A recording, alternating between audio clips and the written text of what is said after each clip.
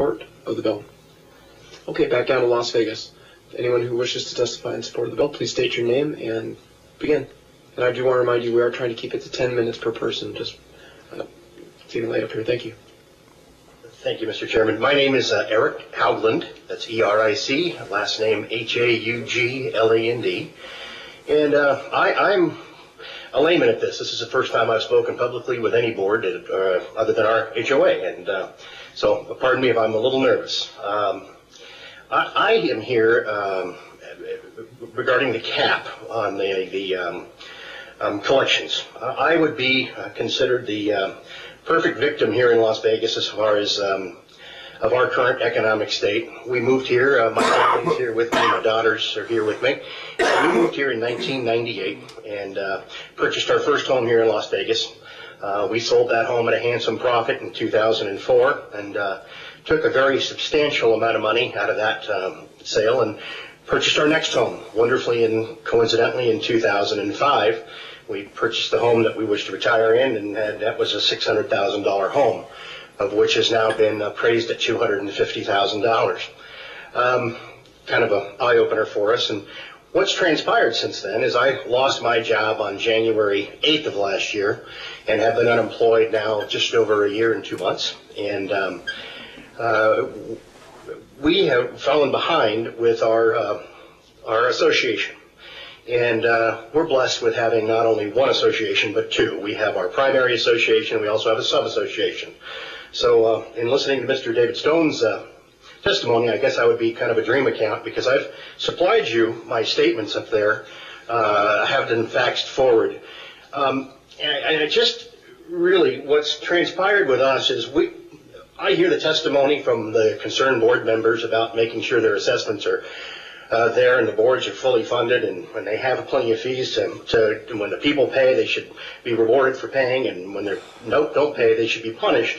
I've offered my board at this point, I've offered them to pay my assessments in full in order to get out from underneath this cumbersome prison that I've been locked into here.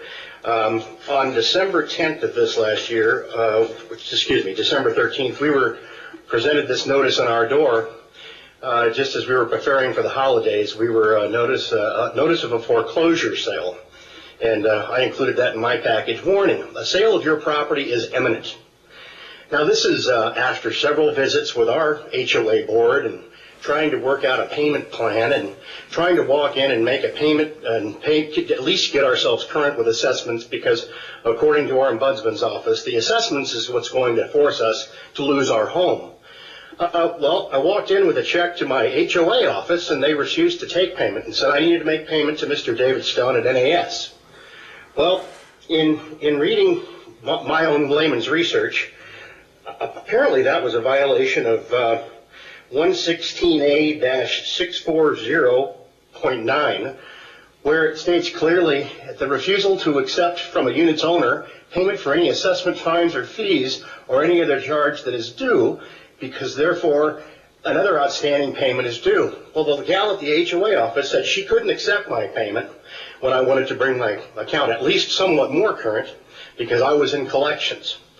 And as you can look at these two separate statements, my $880 in assessment fees turned into, on one particular, $4,003, and on the other one in particular, my $2,190 turned into $7,707. For a grand total now, after I listened to the testimony of this fellow from the title company, where his title report maximum was $390. I guess I fell out of that criteria twice, because I was charged $400 twice for that title search. And I guess, and I'm looking at this page here, the second page of each one of the statements that I've sent you. One foreclosure fee, if I live in Painted Desert, is $900. The other foreclosure fee, I guess I got a bargain rate because I'm in Palm Canyon, was $400. So when I hear them talk about these hard costs and these sort of things that happen, I'm perplexed, because I call them regularly. I've sent you some evidence there of an email that I just recently sent to their office, where I tried to get some sort of an explanation of how it could possibly have gone to this point. and I was told that I've tried to keep everything in writing, so I at least have something to save our home, because apparently the minute we blink here, for instance, I was $123 short on my $723 payment. I called them 3 days prior and let them know that I would be $123 short. She said, well, when will you have that? I said, I'll make, being I'm not working, I'm doing side jobs. I said, boy, I'll do my very best to get that 123 in. I received a letter. I told her I'd have it there in 7 days. I received a letter to firm that up. And I will email that letter to you. I only had a 10-page limit there. But what they sent me back was, we've set a sale date of the 22nd of this month for your property, if that $123 isn't received into our office. And that was a non-negotiable time. So I understand the testimony of the new HOA president that was in here, and living in a perfect world where you had a wonderful job and you had your children to go home every night, and you had your paycheck that was deposited in the bank and everything was hunky-dory. I do understand. I do understand there is you have that responsibility to uphold the agreements that you sign. But when life throws you a curve, as it's done us, we've desperately moved to Texas because our company was shut down here, and I followed it. We tried to maintain 2 homes. That's what forced us behind. But I had to keep the job and the benefits for my children. But what's transpired is I've given this fella here at this Nevada Association Services carte blanche to have complete and total control over my destiny. My entire life savings is in that home.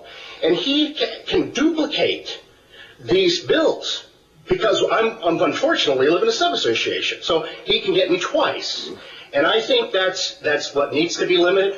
And I completely and totally disagree with him when he says, boy, he has these hard costs. I'm facing over $390 in postage. $390 in postage is ludicrous. But neither here nor there. But as you can sense, I'm desperate, I'm angry, and I know there's other people like me here. And I'm very frustrated by this system. And I hear these people with these perfect lives coming in and telling you how wonderful it is to live in these associations. But literally, I was in the emergency room yesterday afternoon because my blood pressure has gone out of control.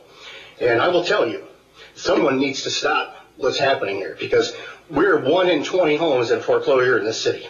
We're at a 15% unemployment rate, and I'm a guy who's worked since I was 14 years old, and I refuse to go down without a fight. And to listen to this guy tell you what miserable costs he has, and walk into his office and he forces me to pay him in a cashier's check is hideous. Thank you. Thank you very much, Mr. Hogan. Thank you. I'm sorry for what you've been going through. But we did get, I believe, a fax up here.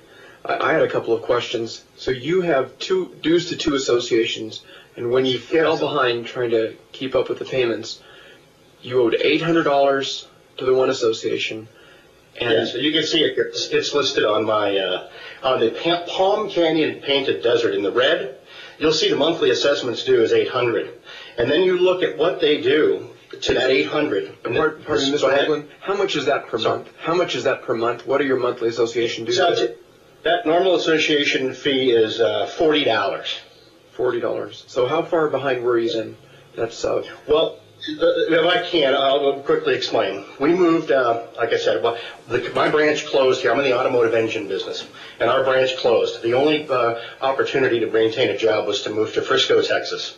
We loaded up everybody within a 30-day notice, and we flew down to Frisco, Texas. I listed our home for sale here, and already the market had plummeted.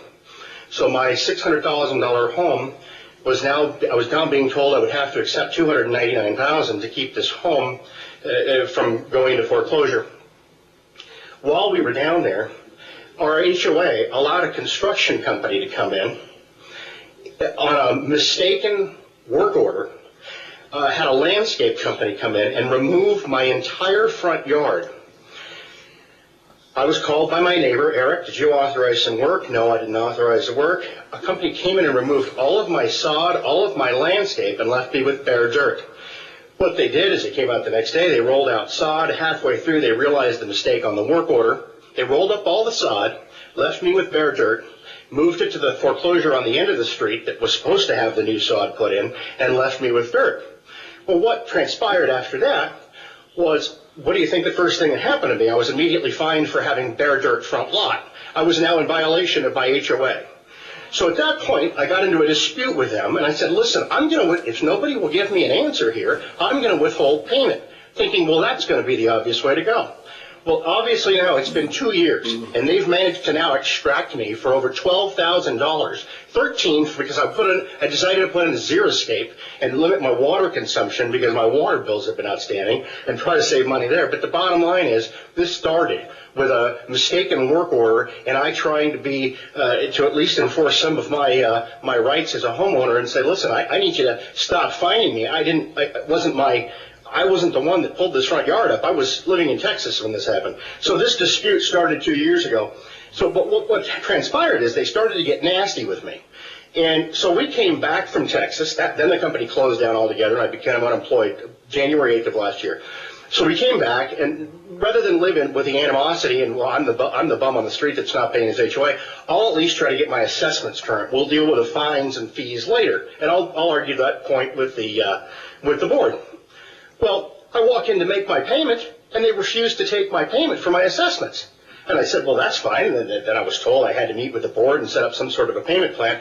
I think I've sent you, I don't think you actually do have a copy of the payment plan. The gal that was talking about the wonderful, I went in and, here, I sent you there's a page there dated January 13th, 2011, Notice of Violation Hearing Results.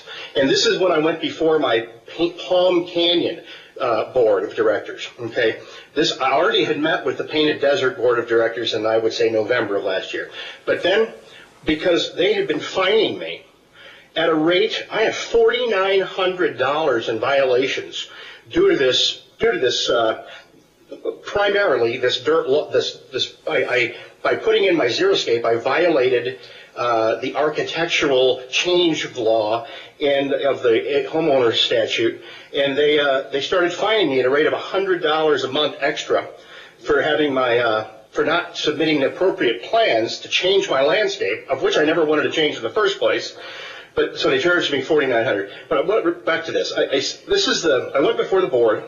And I told them, listen, these people at NAS are telling me they're taking my home. I need to get down on it. If you demand that I have to get this stuff current immediately, I need you to produce these fines.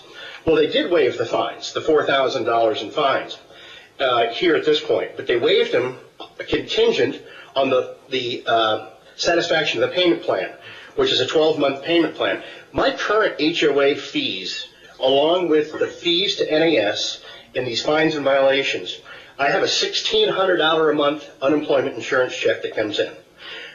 They're asking me for $900 a month in HOA fees, not counting my mortgage.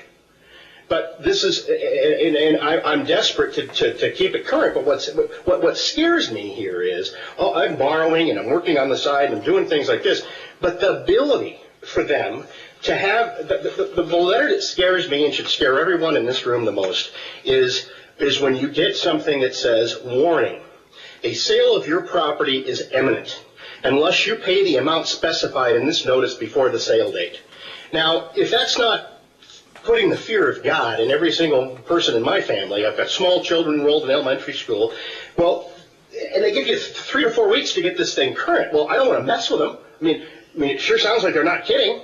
So I do whatever I can, sell whatever I can. We sold one of our family minivan last month to generate the $600 that they got now. So, I mean, I really don't know. And I listened to this gal that was up here before, and we're all such bad people for not following the rules, and we knew what the rules and regulations were when we moved in. Well, that's not really the case. You know, we live in a very beautiful community. We paid a substantial amount of money down to buy this home. The market crashed. I lost my job. I'm not in the exact same position, but I certainly am very, very fearful that they are deadly serious that they will take my home. I believe them wholeheartedly. I believe that gentleman that was at this table earlier today would be happy to take my home. And I believe they would recover their $13,000. I don't believe I'd ever see a penny from that sale. Thank you very much for explaining what's going to happen, Mr. Hovland. And I hope that things will turn around for you. Are there any questions? Mr. Carrillo or Mr. MacArthur? No. Thank you very much. Will the next witness please state your name and testify?